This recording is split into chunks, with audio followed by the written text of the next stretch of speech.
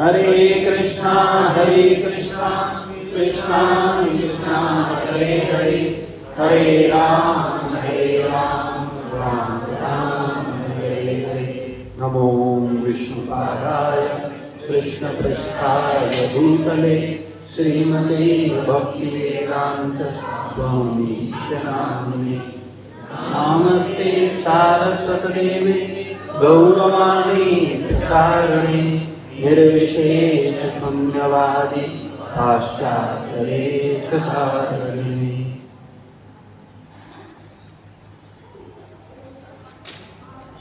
हरे कृष्णा। तो आज से हम लोग वैष्णव सदाचार को समझेंगे और ये बहुत ही महत्वपूर्ण क्लास है जो कि अपने जीवन को वास्तव में भक्त के आचरण जैसा, क्योंकि भक्त केवल वेशभूषा नहीं है, भक्त व्यवहार है। हमारा क्या व्यवहार है, हम क्या बात करते हैं, कैसे उठते हैं, कैसे बोलते हैं, क्या हमारी दिनचर्या है, उसको समझेंगे और उसको उसके आधार पर चलने का प्रयास करेंगे। आप सब लोग 16 माला जब करते हैं, कोई व्यक्ति आप में से ऐसा है 16 माला नहीं करता? आप नहीं करते हैं तो आप लोग मॉर्निंग जपा क्लास में आते हैं, सुबह जून क्लास में होते हैं, ठीक है। कितने माला करते हैं? अभी हम 6 माला करते हैं, ठीक है। अभी हमने रामनवमी से चालू किया था। तो आपको अभी पहले भक्ति वृक्ष क्लास में आना चाहिए। अभी इसके बाद जो क्लास होगी ना, उसमें आते हैं। उसमें आते हो आप? ठीक है। तो 16 ये क्लास जो है कम से कम 16 माला जप करने वाले, 4 नियम पालन करने वाले लोगों के लिए है ना। वैसे तो कोई भी व्यक्ति जो गंभीर है वो कर सकता है, और आचार्यगण बोलते हैं कि वैष्णव सदाचार कम से कम 6 महीने में, साल में एक बार जरूर कर लेना चाहिए, जिससे कि हमें पता चले कि हमारा व्यवहार कैसा होना चाहिए, हमको किस तरीके से आचरण करना है। तो आप सबके पास PDF पहुंच गया था, आपने से पढ़ा है, फर्स्ट चैप्टर पढ़ के आए? कितने लोग पढ़ के आए? बगैर लोगों ने नहीं पढ़ा, क्यों? आप ग्रुप में नहीं हो, वैष्णव सदाचार ग्रुप में नहीं हो? तो जो ग्रुप में नहीं है वो अपना हाथ उठाएं जो वैष्णव सदाचार ग्रुप में नहीं है, ठीक है। तो जो लोग नहीं हैं, नहीं आप तो हो, तनिषा माता जी हैं,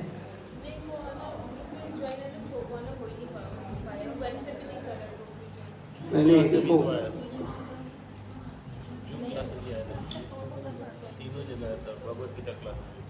वैष्णव सदाचार प्रत्येक रविवार शाम 4 बजे, ये ग्रुप में नहीं हो। जो लोग नहीं हैं वो अपना नाम नोट करवा दें, ठीक है ना। कृपा शंकर प्रभु, रवि प्रभु, आप लोग नोट कर लेना और उन लोगों को ऐड कर देना।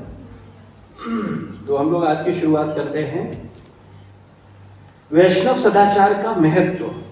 पहले हम लोग इसकी चर्चा करेंगे कि ये जो सदाचार हम सिखाने वाले हैं इसका महत्व क्या है, ठीक है। और आप सब लोग डायरी पेन लेकर के आओ, जिससे ध्यान से नोट सुनाओ और उसको सुनो। वैष्णव सदाचार का महत्व। वैष्णव सदाचार संबंधित यह पुस्तिका भक्ति रसायन सिंधु, उपदेशामृत तथा शील प्रभुपाद द्वारा लिखित अन्य पुस्तकों, उनके पत्रों, उनके संभाषणों से संकलित की गई है। भगवान चैतन्य महाप्रभु वैष्णव सदाचार संबंधी उपदेश देते हुए श्रील सनातन गोस्वामी से कहते हैं, यद्यपियो तुम्हें हऊ जगत पावन तोमा स्पर्शे पवित्र है देवी मुनिगण, तथापि भक्त स्वभाव मर्यादा रक्षण, मर्यादा पालन है साधुर भूषण। हे सनातन, यद्यप तुम संपूर्ण ब्रह्मांड का उद्धार कर सकते हो और देवतागण भी तुम्हारे स्पर्श से शुद्ध हो जाते हैं, फिर भी वैष्णव आचार का पालन एवं उनका रक्षण करना यह भक्त का एक गुण है। वैष्णव आचार का पालन करना यह भक्त का सच्चा आभूषण है। तो अगर हम मानते हैं कि हम वैष्णव हैं या वैष्णव बनने की कोशिश कर रहे हैं, जो वैष्णव बनने की कोशिश कर रहा है उसे वैष्णव बोला जा सकता है। हालांकि वैष्णव होना इतना आसान नहीं है, केवल धोती कुर्ता तिलक या कंठी पहनने से हम वैष्णव नहीं हो सकते। वैष्णव एक विचारधारा है, एक मानसिकता है, एक स्वभाव है। तो उस स्वभाव को जब तक हम लोग अर्जित नहीं करेंगे तब तक वास्तव में हम वैष्णव नहीं बन सकते। तो हमको मर्यादाओं का पालन करना होगा, ये वैष्णव का सच्चा आभूषण है। मर्यादा लंघने लोक करे उपहास, इहलोक परलोक दुई होय नाश। ठीक है, मर्यादा उल्लंघन करे, लोक करे उपहास। अगर आप मर्यादा का उल्लंघन करोगे, आप धोती पहनते हो, कुर्ता पहनते हो, तिलक लगाते हो, माला करते हो, लेकिन आपका आचरण अच्छा नहीं है, आप चाय पीते हो, आप कॉफी पीते हो, आप प्याज लहसुन खाते हो, ठीक है ना, या आप अमर्यादित व्यवहार करते हो, तो क्या होगा? लोग क्या करेगा? हंसेगा आप पर। देखो ये तिलक लगाए हैं, ये क्या कर रहे हैं, है ना। तो मर्यादा लंघन, जब हम मर्यादा को तोड़ते हैं तो क्या करता है? लोग क्या करता है? उपहास करता है। और इहलोक परलोक दुई है नाश, और दोनों के दोनों क्या हो जाते हैं? नाश हो जाते हैं। इसलिए हमारा आचरण बड़ा पवित्र होना चाहिए। तो जो भी वैष्णव सदाचार का उल्लंघन करता है, संपूर्ण जगत उसका उपहास करता है, और इस प्रकार इस लोक और परलोक दोनों में ही वो क्या होता है? नष्ट हो जाता है। इसलिए चैतन्य महाप्रभु ने वृंदावन के 6 गोस्वामियों को 5 महत्वपूर्ण उपदेश प्रदान किए। उन 5 उपदेशों के आधार पर ही कृष्ण भावनामृत संघ के बढ़ते प्रचार हेतु नियमों की रचना की गई है। ये नियम निम्नलिखित हैं। पहला नियम है, सभी शास्त्रों का सूक्ष्म रूप से अध्ययन करना एवं यह प्रतिपादित करना कि सभी शास्त्रों का मूल सार भक्ति है। जितने भी शास्त्र हैं, जितने भी हम मनन चिंतन करते हैं, वो सब किस लिए है? उनमें मूल बात क्या है? भक्ति, भक्ति प्रधान है। ये प्रतिपादित करना, ये नहीं कुछ भी पढ़ करके उसमें सार निकालना कि वास्तविकता में कुछ भी पढ़ रहे हैं, लेकिन उसको हम समझें कि हमारा जो जीवन का लक्ष्य है वो क्या है? भक्ति है, भगवान की, गुरु की सेवा। भक्ति का मतलब होता है सेवा। भक्ति का मतलब केवल नाम जप नहीं है, भक्ति का मतलब केवल आरती नहीं है, भक्ति का मतलब है सेवा। जैसे हम लोग ईमानदारी से संसार की क्या करते हैं? सेवा करते हैं। तो हम संसार की क्या करते हैं? भक्ति करते हैं। संसार की हम भक्ति करते हैं और भगवान की भक्ति करते हैं? नहीं, वो उपेक्षा करते हैं। तो हमें समझना चाहिए भक्ति का मतलब है सेवा। जब हम भगवान तथा गुरु का सेवा करते हैं तब हम क्या करते हैं? भक्ति करते हैं। तो सभी शास्त्रों में से निकालना कि भाई लिखा है इसमें क्या बताया गया, उसका सार क्या है, कि हाँ हमें सेवा प्रधान है, हमको सेवा करना है। दूसरा, भगवान श्री कृष्ण की वृंदावन लीला स्थलियों को खोजना तथा वृंदावन धाम का इस रूप में निर्माण करना जिससे संपूर्ण विश्व के लोग वहां आकर शरण लें एवं प्रोत्साहित हों। तो हमारे छठ गोस्वामियों ने क्या किया था? जब छठ गोस्वामी नहीं थे तो वृंदावन में जो भगवान की लीलाएं हैं ये सब क्या थी? प्रायः लुप्त थी, कोई जानता नहीं था। चैतन्य महाप्रभु और उनके जो गोस्वामी, छठ गोस्वामीगण हैं, इन लोगों के आने से पहले वृंदावन एक वन की तरह था, और वहां कहाँ राधा कुंड है, कहाँ श्याम कुंड है, कहाँ भगवान ने ये माखन लीला करी, कहाँ भगवान ने वस्त्र चुराए, कहाँ कालिया नाम को, ये कैसे पता चलेगा? 5000 साल पहले की बात है। और जब जब युग परिवर्तन होता है तो क्या होता है? प्रलय आती है, आंशिक प्रलय। तो उस प्रलय में क्या होता है? सब नष्ट सा हो जाता है। तो उसको पुनः स्थापित करना, तो 500 साल पहले चैतन्य महाप्रभु और उनके जो गोस्वामीगण हैं उनके आने से पहले क्या था? वो स्थान, सारे के सारे स्थान कैसे थे? लुप्त थे, प्रकट नहीं थे। लेकिन गोस्वामी गणों ने प्रकट किए। कैसे प्रकट किए? वो लोग जाते थे और भगवान का भजन करते थे। भगवान उनको स्वप्न में आते थे और उनको बताते थे यहाँ ये स्थान है। तो कहने का मतलब है स्वयं भगवान ने उनको लीला स्थलियों का क्या कराया? साक्षात्कार कराया। और उन्होंने उनको पहचाना कि हाँ यहाँ कालिया लीला हुई, यहाँ ये हुआ, ये राधा कुंड है, ये श्याम कुंड है, ये वृंदावन है, ये इसकी तो कहने का मतलब है ये सब जहाँ हम आज जाकर के वृंदावन की लीला स्थलियां देखते हैं वो सब क्या है, वैष्णवों की ही कृपा है। तो वैष्णव का कर्तव्य क्या है कि वो लीला स्थलियों को खोजते हैं और वृंदावन धाम को इस तरीके से तैयार करते हैं जिससे पूरे विश्व के लोग आकर के वहां भगवान की शरण ले सकें। तीसरा, भगवान कृष्ण के सुंदर विग्रहों का निर्माण करना और अर्चा विग्रह की स्थापना करने योग्य अर्चा पद्धति के विषय में संपूर्ण देश का मार्गदर्शन करना। भगवान के सुंदर विग्रह की स्थापना और केवल स्थापना ही नहीं, उसके अनुरूप वहां सेवा पूजा भी हो। आप देखते हैं सनातन धर्म में हम लोग खुद ही अपने धर्म को बदनाम कर रहे हैं। स्वयं हम लोग अपना गलत आचरण करके अपनी ही मर्यादाओं को तोड़ रहे हैं। क्या करते हैं हम लोग क्या करते हैं आजकल, कोई भी बचत की जमीन, ग्राम सरकारी जमीन, उस पर क्या करते हैं, एक मंदिर बना देते हैं। अपना जगह नहीं देंगे, और देंगे भी तो क्या करेंगे, अगर अपना घर 5 बीघे में तो एक कोने में छोटा सा मंदिर बनाएंगे और फिर उसमें क्या करेंगे, भगवान को ला करके बिठा देंगे और फिर वहां पशु घूमेंगे। और यही हो रहा है, लोग मंदिर बनाते हैं लेकिन मंदिर बनाने के बाद क्या मंदिर में भगवान की भोग सेवा पूजा इसकी व्यवस्था करते हैं?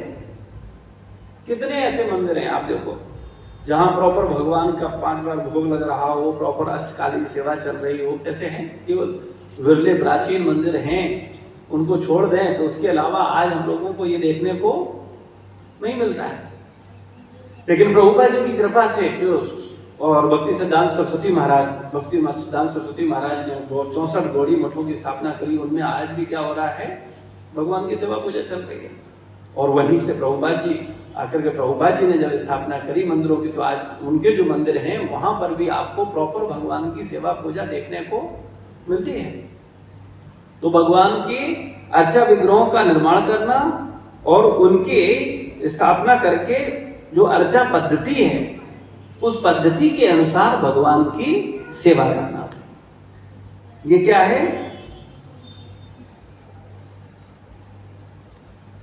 संपूर्ण देश में मार्गदर्शन करना। चौथा पॉइंट है अपने स्वयं के आचरण से सिखाना कि वैष्णव कैसा हो तथा वैष्णव के शिष्टाचार के उदाहरण को प्रस्तुत करना। स्वयं अपने आचरण से सिखाना कि वैष्णव कैसा होना चाहिए। तो वैष्णव कैसा होना चाहिए, कोई बताएगा क्या आचरण होना चाहिए? आप सब वैष्णव बनने की कोशिश कर रहे हैं, क्या आचरण विशेष होना चाहिए? पहली चीज तो ये, हम लोग आज लेट हो गए। अभी क्लास हम लोग बिल्कुल टाइम से रखेंगे, ठीक आपका 4:30 पौने 5 बजे तक क्लास शुरू कर देंगे, क्योंकि फिर अगला क्लास है ना, इसलिए। तो अभी कुछ लोग आ गए थे मिलने के लिए, इसलिए हम लोग थोड़ा सा लेट हुए। अगली बार से हम लोग बिल्कुल टाइम से शुरू करेंगे, ठीक है? आप लोग ठीक 4:30 बजे आ जाएंगे, और अगर यूथ की क्लास चल रही हो तो आप लोग चुपचाप जाकर के पीछे बैठ जाएंगे, ठीक है ना? तो क्या हो, जब आप लोग दिखते नहीं हो तो और यहाँ पे चर्चा हो रही होती है तो हम इन्वॉल्व हो जाते हैं, तो आप आकर के पीछे शांति से बैठ जाओ, जिससे मुझे पता रहेगा कि हाँ ये हो गया, ठीक है? तो हम लोग चर्चा कर रहे थे अपने स्वयं के आचरण से। हाँ, मेरा प्रश्न था वैष्णव क्या होता, क्या आचरण होना चाहिए, बताएगा आप में से कोई? जी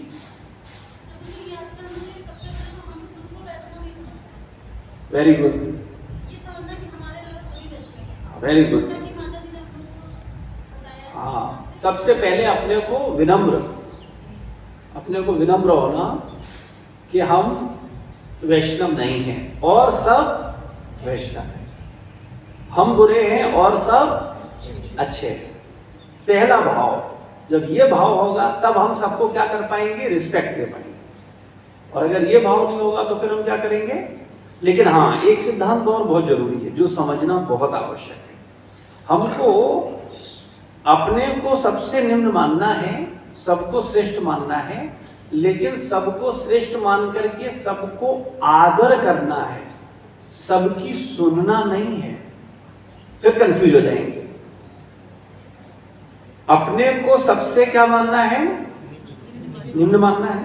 ठीक है, तो जब हम अपने को निम्न मानेंगे तो हमसे सारे लोग क्या हो गए? श्रेष्ठ हो गए। तो अगर सारे लोग श्रेष्ठ हो गए, फिर हम क्या करेंगे? सबसे सुनेंगे, हाँ प्रभु जी आप बताओ क्या कह रहे हो, अच्छा आप कुछ कह रहे थे, अच्छा आप बताओ, तो क्या होगा? या हम कहेंगे अच्छा इधर बताओ, अच्छा ये तो हमारे साथ के हैं, ये 10 साल पुराने हैं, जरा आप बताओ क्या है। तो वैष्णवों का तो हमसे बहुत 20 साल 30 साल पुराने भी वैष्णव मिलेंगे और हमसे नए भी वैष्णव होंगे। तो हमें कैसे व्यवहार करना है वो चीज स्पष्ट होनी चाहिए। उसमें सीधा सिद्धांत ये है कि हमको सबको रिस्पेक्ट देनी है, प्रणाम करना है, आदर करना है, लेकिन सुनना और शरणागति केवल गुरु की, ये मूल सिद्धांत। तब आप अपने को एक निष्ठ होकर के एक दिशा में आगे ले जा पाओगे। अदरवाइज क्या होगा? अगर आप ऐसा नहीं करोगे तब क्या होगा? किसी ने आपसे कुछ कहा, आप कहोगे अच्छा जी प्रभु, तो दूसरा व्यक्ति बोलेगा अच्छा ऐसा थोड़ी, ऐसा तो आप कहोगे हाँ यस प्रभु जी, तो क्या होगा? फिर आप भटक जाओगे, आपको पता ही नहीं करना क्या है। तो इसलिए हमको रिस्पेक्ट सबको करना है, लेकिन सेंटर गुरु का लेना है। तब हम अपनी चीजों को सही रूप से समझ पाएंगे और उसके आधार पर अपने को आगे बढ़ा पाएंगे। तो प्रभुपाद जी जैसा बोल रहे हैं उस पर हमें विशेष ध्यान देना है। ठीक है, स्वयं अपने स्वयं के आचरण से सिखाना कि वैष्णव कैसा हो और वैष्णवों के शिष्टाचार के उदाहरण को प्रस्तुत करना। श्री चैतन्य महाप्रभु के अनुसार यह अत्यंत महत्वपूर्ण सिद्धांत है। केवल शास्त्रों में निपुण होना इतना महत्वपूर्ण नहीं है जितना वरिष्ठ, कनिष्ठ, भगवान और बद्ध जीव के साथ योग व्यवहार की जानकारी है। ये बहुत इंपॉर्टेंट बात है। ठीक है, फिर से ध्यान से सुनो। अपने स्वयं के आचरण से सिखाना कि वैष्णव कैसा हो और वैष्णवों के शिष्टाचार के उदाहरण को प्रस्तुत करना। चैतन्य महाप्रभु के अनुसार यह अत्यंत महत्वपूर्ण सिद्धांत है। केवल शास्त्रों में निपुण होना, शास्त्रों को पढ़ना या शास्त्रों को समझना ही पर्याप्त नहीं है, महत्वपूर्ण नहीं है, बल्कि जितना वरिष्ठ भक्त, कनिष्ठ भक्त और भगवान और बद्ध जीवों के साथ योग्य व्यवहार करना है कि किसके साथ हमें कैसे व्यवहार करना है। अगर हमसे वरिष्ठ हैं उनके साथ कैसा व्यवहार करना है, हमारे साथ के हैं उनके साथ कैसा व्यवहार करना है, और जो हमसे नीचे हैं, जो हमारे बाद भक्ति में आए हैं, उनके साथ कैसा बर्ताव करना है। तो रूप गोस्वामी बताए कि हम लोगों को जो हम हमारे बराबर के हैं उनके साथ हमें कैसा व्यवहार करना है? मैत्री। जो हमारे साथ के हैं उनके साथ हमें कैसा व्यवहार करना है? मैत्री, मित्रता का। जैसे आप सब लोग एक साथ क्लास ले रहे हो तो आपको आपस में एक दूसरे के साथ कैसा व्यवहार करना है? मैत्री। अभी आप लोग 16 माला कर रहे हो, 64 क्लासेस अटेंड कर चुके हो, तो अभी कुछ लोग ऐसे होंगे जो अभी नए नए आएंगे, तो वो कैसे, वो भक्त कौन होंगे? कनिष्ठ होंगे, यानी आपसे बाद में आए। तो उनके प्रति आपका भाव क्या होना चाहिए? दया का। दया मतलब अरे इनको भी पता नहीं, वो हो सकता है अशिष्टता से बात करें, वो हो सकता है अच्छे से बैठे नहीं, आप कुछ सेवा दो उसको करे ही नहीं, वो किसी बात को समझे ही नहीं, क्योंकि वो अभी कैसे हैं? नहीं है, उनको पता ही नहीं है कैसे व्यवहार करना है, क्या भक्त होता है, क्या मर्यादा है, क्या गुरु का स्थान है, क्या वैष्णवों का स्थान है, क्या कनिष्ठ वैष्णव का स्थान है, क्या मध्यम का स्थान है, क्या उत्तम का स्थान है। उनको कोई इसका जानकारी नहीं है। तो जब उनको जानकारी नहीं है तो फिर कैसे व्यवहार करेंगे? अच्छा, तो इसलिए उनको, उनके प्रति क्या भाव रखना? दया का भाव रखना, और उनको हेल्प करना, उनको प्रेम देना, उनको केयर करना और उनको भक्ति के लिए प्रेरित करना। ये भाव हमारा किसके प्रति होना चाहिए? कनिष्ठ अधिकारी के प्रति। ठीक है, और उत्तम अधिकारी के प्रति क्या भाव होना चाहिए? उत्तम अधिकारी कौन है? जो भगवान के बड़े चढ़े भक्त हैं, जो भगवान की सेवा में हैं, जो हमसे श्रेष्ठ हैं, उनके प्रति हमें क्या करना चाहिए? उसमें भी सिद्धांत दिया कि जो दीक्षा ले रखी है उनको क्या करना चाहिए? हमें आदर देना चाहिए। ठीक है, उनको प्रणाम करना चाहिए, जैसे पंचांग प्रणाम, साष्टांग प्रणाम, ये हमको, ये वैष्णव सदाचार है। ठीक है, और हमको क्या करना चाहिए कि जो हमसे वरिष्ठ हैं, जो भक्ति में प्रगत हैं, उनके प्रति हमारा सेवा का भाव होना चाहिए। ठीक है, तो ये वरिष्ठ के प्रति हमारा भाव होना चाहिए। ठीक है, तो कनिष्ठ, मध्यम और वरिष्ठ, इस तरीके से हमको अपना आचरण रखना चाहिए।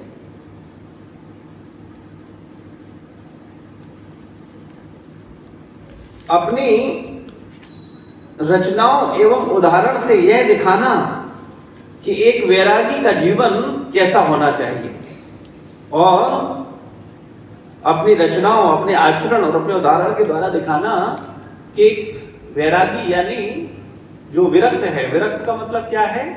जो गलत चीजों में गलत तरह से आसक्त नहीं है। ठीक है, वैरागी का मतलब ये नहीं होता कि हम कमंडल लेकर के जंगल में चले जाएं, क्योंकि कई बार वैराग्य की परिभाषा देते हुए आचार्यों ने कहा कि हम त्याग किसे सकते हैं? जब कोई चीज आपकी होगी तभी तो आप त्यागोगे। आप कहो हमने घर छोड़ दिया, हमने जमीन छोड़ दी, हमने परिवार छोड़ दिया, तो इसका मतलब क्या है? आप मानते हो कि ये किसके थे? आपके थे, तभी तो आपने त्यागे। लेकिन क्या ये सच्चाई है? वो हमारा था कभी? तो जो हमारा है ही नहीं उसे हम कैसे त्याग सकते हैं? तो हमको त्यागना नहीं है, हमको उन सबको भगवान की सेवा में लगाना है, वैष्णवों की, गुरु की सेवा में लगाना। ये सिद्धांत, ये असली वैराग्य है। वैराग्य का मतलब क्या है? हमें संसार की वस्तुओं को या संसार को त्यागना नहीं है, उनका सदुपयोग करना है, उनको भगवान, गुरु और वैष्णवों की सेवा में लगाना। ठीक है, तो आज हम लोग यहीं तक चर्चा करेंगे। अगली बार हम लोग उसको आने वाले उसको और लेंगे, जिसमें हम लोग चर्चा करेंगे कृष्ण भावना का सार, वैष्णव आचरण। जो कृष्ण भावना अमृत है, इसका जो सार है वो क्या है? वैष्णव आचरण। जब तक आचरण ठीक नहीं होगा तब तक कोई फायदा नहीं है। हमने कितना भी पढ़ा, कितना भी समझा, कितना भी विचार किया, लेकिन अगर वो आचरण में नहीं आया तब कोई लाभ है? तो हमारे आचरण में होना चाहिए। जैसे मैं देख रहा हूँ बहुत सारे वक्त धोती कुर्ता पहन करके आए हैं, तिलक लगा के आए हैं, तो निश्चित रूप से आप सब लोगों को इस मर्यादा का पालन करना चाहिए, क्योंकि अब आप नए भक्त नहीं हो, अब आप आध्यात्मिक जीवन के प्रति गंभीर हो रहे हो, आप तैयारी कर रहे हो कि आप दीक्षा लेकर के अपने आप को और अधिक गंभीरता पूर्वक भगवान की सेवा में अपने आप को नियोजित करो। तो आपको और सिंसियर होना चाहिए। आपका जो व्यवहार है, आपकी जो कर्म है या जो आपका आचरण है, वो बड़ा पवित्र होना चाहिए। ठीक है ना? तो आप में से कितने लोग सुबह 4 बजे, 4:30 बजे मंगला आरती नहीं आते हैं? वो हाथ खड़ा करें। तो आज से पहले उसे शुरू कर दीजिए, क्योंकि अगर आप मॉर्निंग साधना में नहीं आ रहे हो तो आचरण कैसा हो गया? हमारा आचरण ठीक होना चाहिए। मॉर्निंग साधना के प्रति कोई कॉम्प्रोमाइज नहीं। कभी कोई स्वास्थ्य खराब है, कभी कोई परेशानी है, कोई बात नहीं, वो सबके साथ होता है, लेकिन ये आदत नहीं होनी चाहिए। मान लो कभी कोई रेयर कारण हो गया, पता चला 1 बज गया, ठीक है, या कोशिश करो कि 1 भी बज जाए तब भी सुबह आओ, तो एक आदत पड़ जाएगी, तो मेरा अगली बार से रूटीन बना रहेगा। लेकिन मेरा कहने का मतलब है अभी कभी स्वास्थ्य खराब है, कभी कोई बहुत प्रॉब्लम है, तो एक अलग बात है। अदरवाइज हमारा नियम डेली का होना चाहिए कि मुझे 4:30 बजे उठ करके मॉर्निंग मंगला आरती और जपा में आना है। क्योंकि अगर आप अभी से नहीं करोगे तो फिर आप आगे कर पाओगे, और जब कर नहीं पाओगे तो फिर आगे बढ़ने से फायदा क्या है? तो इसलिए पहले आपको क्या करना चाहिए? अपने आचरण में इसको कठोरता से लागू करना होगा कि ब्रह्म मुहूर्त में आपको जब, और अब आप इतने नए नहीं हो कि आपको कोई फोन करके उठाए, बल्कि आपका कर्तव्य बनता है कि कम से कम, ज्यादा नहीं तो केवल 10 लोगों का आप सेवा करो और 10 लोगों को मंगला आरती में लेकर के आओ, लोगों को जागरूक करो, लोगों को गीता क्लास में ले।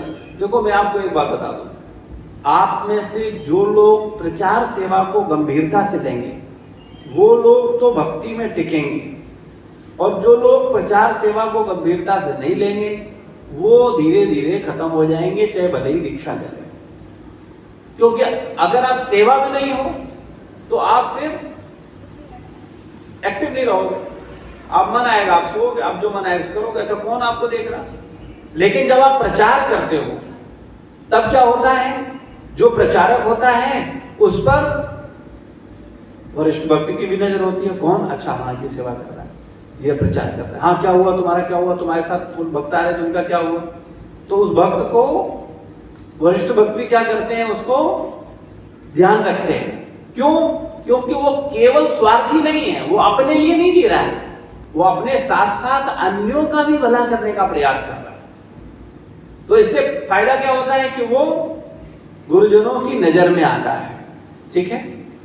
और दूसरा फायदा क्या होता है, जब आप किसी को प्रचार करोगे तो क्या होगा, वो लोगों को बोलोगे अरे भाई सुबह उठना चाहिए, 16 माला करनी चाहिए, ये नहीं करना चाहिए। तो जब आप दिन में 10 बार ये बात बोलोगे तो आपके दिमाग में वो क्या होगा, पक्का होगा, ठीक है।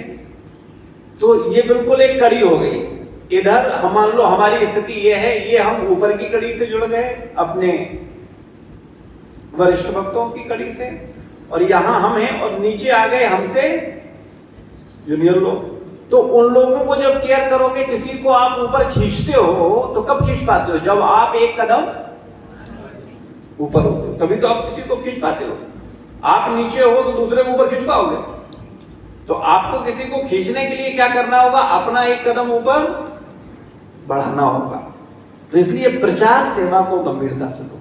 अगर आप प्रचार करते हो, आप केवल 10 लोगों का संकल्प रखते हो कि नहीं हम उनको मॉर्निंग साधना में, गीता के ऑनलाइन सत्संग में, ऑफलाइन सत्संग में, पहले कोशिश करो ऑफलाइन का, क्योंकि ऑनलाइन में वो जुड़ाव, वो चेतना, वो भाव नहीं आ पाता, ठीक है ना। आप लोग ऑनलाइन बराबर आते हो और आप प्रत्यक्ष आए हो, दोनों में भेद है कि नहीं। ऑनलाइन क्या है, एक मजबूरी है कि भाई बहुत लोग दूर हैं, 20 किलोमीटर दूर है, 25 किलोमीटर, अब वो कहां से डेली आ पाएंगे। तो कम से कम मॉर्निंग में अपने अपने घरों पर उठ करके अपनी साधना कर रहे हैं, तो क्या है, सारे लोग उनको देख रहे हैं, ऑब्जर्व कर रहे हैं और उनकी साधना अच्छे से हो रही है। तो हम लोगों को कोशिश करना है कि हम लोगों को 10 लोगों को कम से कम केयर करना है, जिससे वो लोग अच्छे से भक्ति कर सकें, ठीक है ना। केवल कितने लोगों को, 10। अगर हम 10 का, केवल ज्यादा लोगों को नहीं करना, 11वें व्यक्ति से बात करने की आवश्यकता नहीं, 10 को ही बस केयर कर लेना है। और एक एक व्यक्ति अगर केवल 10-10 लोगों को हम लोग आध्यात्मिक चेतना ले आए धीरे धीरे, और वो 10 में ये जरूरी नहीं है कि ये हो वही हो वही हो।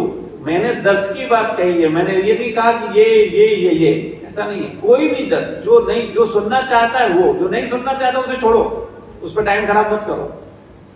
जो श्रद्धालु है, जो सुनना चाहता है, जो बदलना चाहता है, जो अपने ऊपर काम करना चाहता है, उन 10 को केवल, और उनको मॉर्निंग साधना में। तो जब आप उनको फोन करोगे तो आप आओगे कि नहीं आओगे, बताओ, होगा कि नहीं होगा।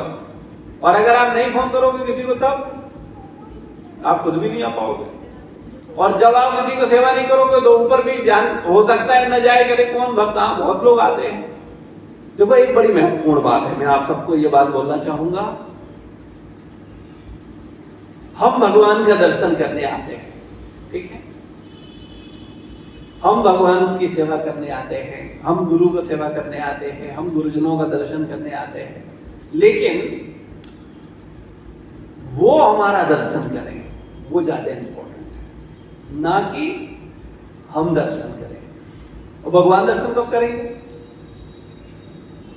जब वो व्यक्ति बहुत अधिक तीव्रता से कठोर प्रयास करना हो, ठीक है। हमारे देखने से काम नहीं, भगवान देखे हमें। वैसे तो हम भगवान को क्या देखेंगे, भगवान को हम लोग अपने आप को दिखाने ही आते हैं, क्योंकि हम तो देख भी नहीं सकते अपनी आंखों से।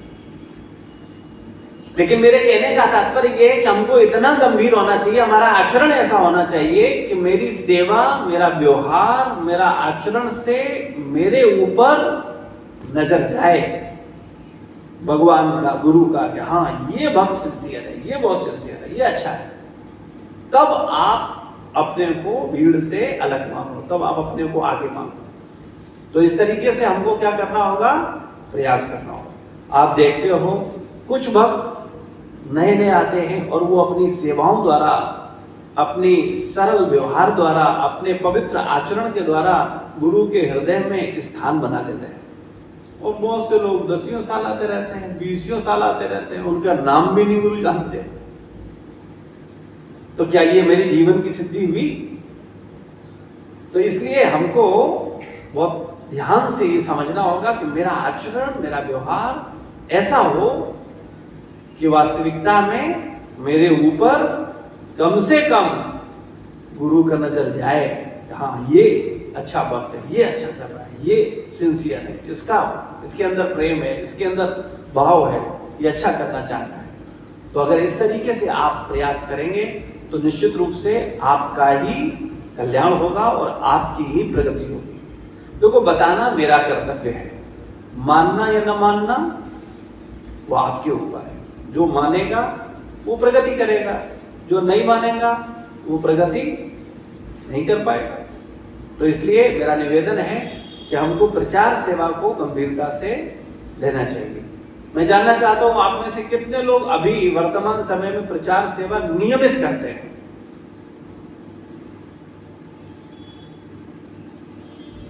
केवल 3 लोग। तो इसलिए हमको इसको देखना चाहिए, नियमित करना चाहिए, पर डे। कोई दिन ऐसा नहीं, जैसे आप कोई दिन ऐसा जाता है जब आप माला ना करो, और अगर कोई दिन चला जाए तो कैसा लगता है? अच्छा ही लगता है, अरे मेरा छूट गया। तो हम लोग बहुत ध्यान से, ऐसे जैसे हम माला को बहुत गंभीरता से लेते हैं, ऐसे ही हमें प्रचार को गंभीरता से लेना होगा। जब हम प्रचार को गंभीरता से लेंगे तो हमारी साधना बहुत अच्छी होने लगेगी। इसको करके देखो, आजमा के देखो। प्रचार कोई करके आप किसी दूसरे पर उपकार नहीं कर रही है, गलतफहमी की शिकार मत होना कभी कि तुम प्रचार कर रहे हो दूसरे। तुम अगर प्रचार कर रहे हो तो अपने ऊपर उपकार कर रहे हो। कभी कभी हम मूर्खता में ऐसा सोचते हैं हम बड़ा भला कर रहे हैं लोगों को। नहीं, हम किसी का भला नहीं कर रहे हैं, हम अपना भला करते हैं जब हम विचार करते हैं, जब हम लोगों को भगवत भक्ति में लाते हैं, जब हम उनको आध्यात्मिक चेतना में लाते हैं। तो हम किसी और पर उपकार नहीं करते, हम अपने ऊपर उपकार करते हैं। तो मेरा निवेदन है आप अपने ऊपर उपकार करो, आप इसको थोड़ा गंभीरता से लो और इसके अनुसार भक्ति को करो, ठीक है? तो ये हमारा नियम। और हम लोग धीरे धीरे आपको सारी, क्योंकि मैंने इंटरव्यू लिए थे आप लोगों के, बहुत से लोगों को बहुत सी चीजें नहीं आ रही। किसी को आरती याद नहीं है, तो किसी को तिलक मंत्र याद नहीं है, तो किसी को गुरु मंत्र याद नहीं है, तो किसी को प्रभुपाद मंत्र याद नहीं है, तो किसी को भोग मंत्र याद नहीं है। तो इन सब चीजों को जो मैंने बताया था, जिसकी जो कमी थी उसको सुधार किया है? किसने इस कान से सुना था और इस कान से निकाला? ईमानदारी से बता दो। कुछ जीवात्माएं ऐसी होंगी, हमें मालूम है ना, ठीक है, चलो बताने की जरूरत नहीं है, अपना सुधार करो। हमें मालूम, सुन लिया उन्होंने, आगे हाँ हाँ हाँ ये कर, लेकिन वो हैं जैसे उन्होंने कुछ नहीं किया है। तो अगर आप ऐसे ही रहना चाहते हो तो आप फिसड्डी छात्र हो जाओ, ठीक है ना? क्लास में जब हम शिक्षा लेते हैं तो 2 तरह के छात्र होते हैं, एक मेधावी छात्र और एक फिसड्डी, ठीक है ना? तो आप में से कितने लोग फिसड्डी बनना चाहते हैं? अच्छा, कोई नहीं बनना चाहते, सारे मेधावी बनना चाहते हैं। अच्छा, मेधावी बनने से, बोलने से मेधावी बन जाओगे? तो उसके लिए क्या करना पड़ेगा? प्रयास करने पड़ेंगे, ठीक है ना? तो प्रयास क्या है? जो हमने आपको आपकी कमियां बताई थी, उन कमियों पर सुधार करो पर डे।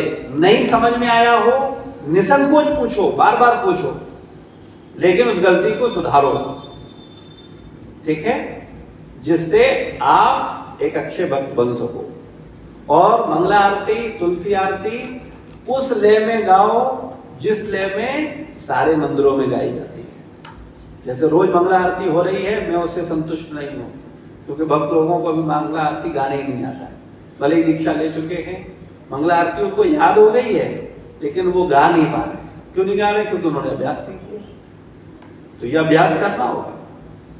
जैसे आप लोग गुरु पूजा करते हो, तो गुरु पूजा में फिर भी काफी भक्त अच्छा प्रयास करते हैं, अच्छी ले आती है, लेकिन उसको एज इट इज करना है। उसको बहुत सिंपल है, आप मायापुर इस्कॉन, वृंदावन इस्कॉन का आरती लगा लो, यूट्यूब पे सब कुछ पड़ा हुआ है, उसको लगाओ।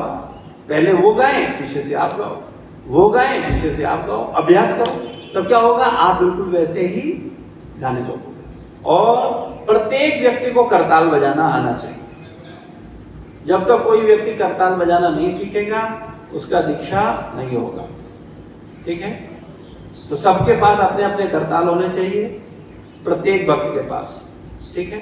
और प्रत्येक भक्त को क्या करना है, करताल का अभ्यास करना है। घर में कम से कम 10 मिनट के लिए पूरे परिवार के साथ एकत्रित होकर के 10-15 मिनट के लिए क्या करना चाहिए, कीर्तन करना चाहिए भगवान गौर बताई पंच तत्व के सामने बैठकर। इससे क्या होगा, घर का वातावरण अच्छा होगा और पूरा परिवार उसमें इन्वॉल्व हो जाए। आजकल लोग इतने एकांकी हो गए, अपना टीवी अलग है, उस कमरे में टीवी अलग है, उधर अलग है, सब अपना मोबाइल हाथ में लिए। अभी तो टीवी का जमाना चला गया, अब तो मोबाइल ही सबके हाथ में है।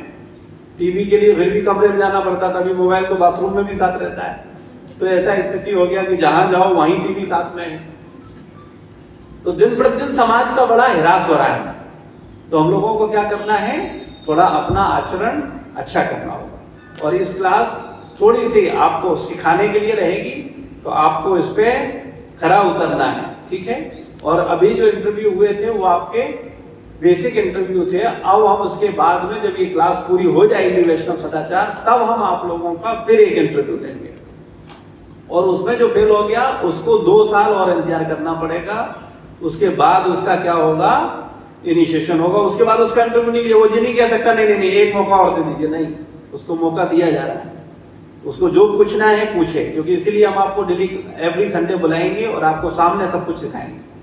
जो आपको पूछना है, जो आपको समझ नहीं आ रहा है उसको पूछो, उसको सीखो, प्रॉपर तरीके से गाओ। सारी आरतियां प्रॉपर लेमिंग आना चाहिए, करताल कम से कम बजाना आना चाहिए। मृदंग सीख लो तो बहुत अच्छा है, क्योंकि जब तक करताल और मृदंग के साथ आप आरती कीर्तन नहीं करते हो तब तक वो कीर्तन में आनंद नहीं। आप सोचते हो मंदिर में आओ, भक्त लोग ऐसे ही कीर्तन करें, तब क्या होगा, अच्छा लगेगा आपको? तो हम सब लोगों को करताल, हमारे पास हमारे करताल होने चाहिए, ठीक है ना। और जो गंभीर भक्त हैं उनके पास अपना मृदंग होना चाहिए और मृदंग पर उन्हें अभ्यास करना चाहिए। हम लोग उसकी व्यवस्था कर रहे हैं। एवरी सैटरडे मृदंग सिखाने वाला आता है, वो सिखा रहा है। जो सीखना चाहे सीख सकता है। करताल सीखने आ सकते हैं, मृदंग सीखने आ सकते हैं। शनिवार के शनिवार सेकंड लेवल की क्लास होती है। तो जो गंभीर हैं, जो सच में आध्यात्मिक जीवन में प्रगति करना चाहते हैं, उनको अभ्यास, उनको आगे चलना चाहिए। देखो 2 तरह के छात्र होते हैं, एक 6th क्लास में होता है और 6th क्लास की ही प्रॉब्लम्स को सॉल्व नहीं कर पाता है। देखें अपने ऐसे बच्चे, कुछ लोग ऐसे होते हैं जो 6th क्लास में होते हैं और 4th क्लास की भी प्रॉब्लम सॉल्व नहीं कर पाते हैं, ठीक है। और कुछ बच्चे ऐसे होते हैं जो 6th क्लास का तो छोड़ो 8th क्लास का भी फटाफट बताते हैं, ठीक है। तो मेधावी किसे बोलोगे, है ना। ऑफिसर डी किसे बोलोगे? तो अब आपने साथ ईमानदारी होता हो, कितने लोग मेधावी बनना चाहते हैं?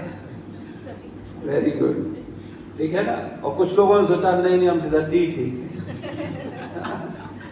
बहुत सारी ऐसी जीवात्मा हमें मालूम है, उनको कितना भी मोटिवेट करो कि तुम फिसड्डी नहीं रहो, तो मेधावी बनो, लेकिन वो इतने आलसी हैं, इतने मक्कार हैं कि वो जैसे कि तैसे ही रहेंगे, ठीक है ना। तो तुम्हारा जीवन है, तुम्हारी इच्छा है। हम तो चाहते हैं हर भक्त विशेष बने, ठीक है ना। और वो विशेषता आएगी आप में जब गुण आएंगे, और इन गुणों को अर्जित करने के लिए ही मैं आपको मोटिवेट कर रहा हूं कि इन सबको आपको करना है, ठीक है। तो आज की जो चर्चा हुई है उसमें किसी का कोई प्रश्न, कोई जिज्ञासा, कोई कमेंट, तो वो पूछ सकता है। हरे कृष्णा।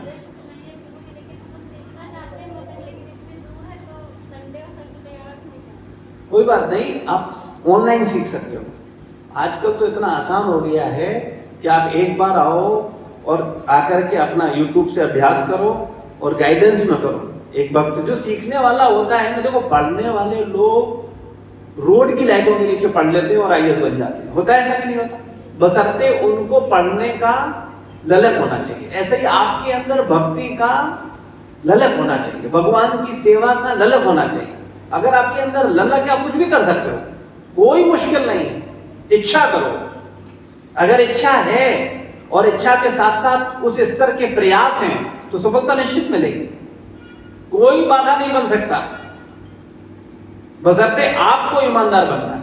आप खुद आलसी हो, आप खुद गड़बड़ हो, तो फिर कोई क्या करेगा? कोई कुछ नहीं कर सकता। मैं बार बार एक बात बोलता हूं कई बार लोग उसे बुरा मानते हैं, लेकिन उन्हें बुरा नहीं मानना चाहिए, उनको समझना चाहिए। मैं सोचता हूं सबका कल्याण हो, ठीक है ना, और मैं प्रयास भी कर रहा हूं कि सबका भला हो, लेकिन मैं ये नहीं सोचता कि तुम्हारा ही कल्याण करना है, ठीक है। क्यों? क्योंकि मेरे सोचने से होगा नहीं जब तक तुम नहीं सोचोगे। तुम्हें सोचना, मैं तो सोच ही रहा, मैं तो कर ही रहा हूं आपकी सेवा। अब आप मानने को तैयार होगे तब आपके अंदर सुधार होगा, आपका आचरण बदलेगा और आप आगे बढ़ोगे। और अगर आप मानोगे ही नहीं तब हम क्या करेंगे? हम कुछ भी बोलते हैं, हम कुछ भी समझाते हैं, उससे क्या होगा?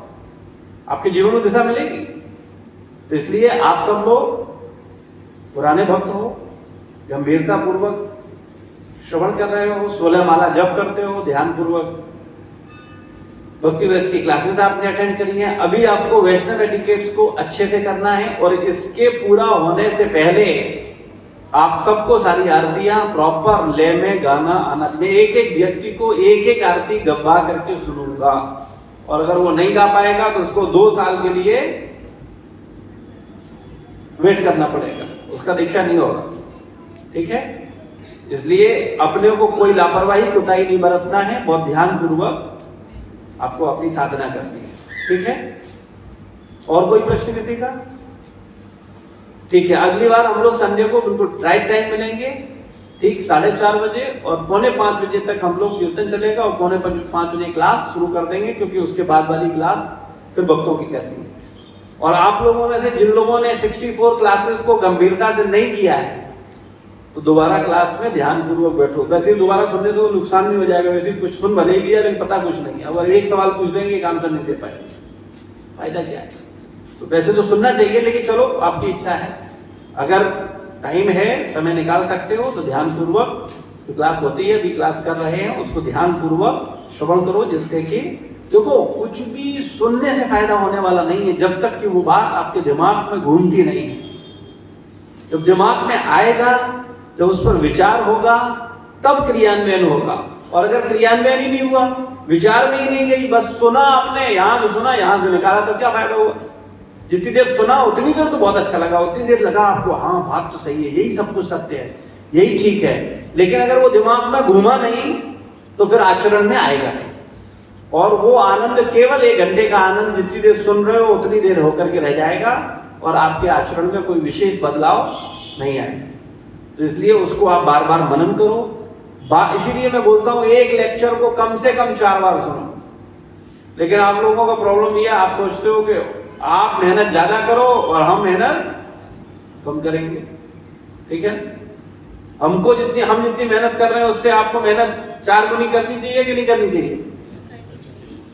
वहां या ना करते हो आप लोग, तो फिर नुकसान किसका होगा?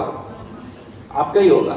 इसलिए थोड़ा सा इसको समझो और इसको थोड़ा गंभीरता से चलो, फिर आप देखेंगे कि आपके जीवन में बहुत बड़ा बदलाव आएगा, और आप संसार में सच में सुखी इंसान बन जाएंगे, और संसार का दुख आपको छू नहीं पाएगा, ठीक है। श्रील प्रभुपाद की जय, गुरु महाराज की जय, समस्त भक्त वृंद की जय।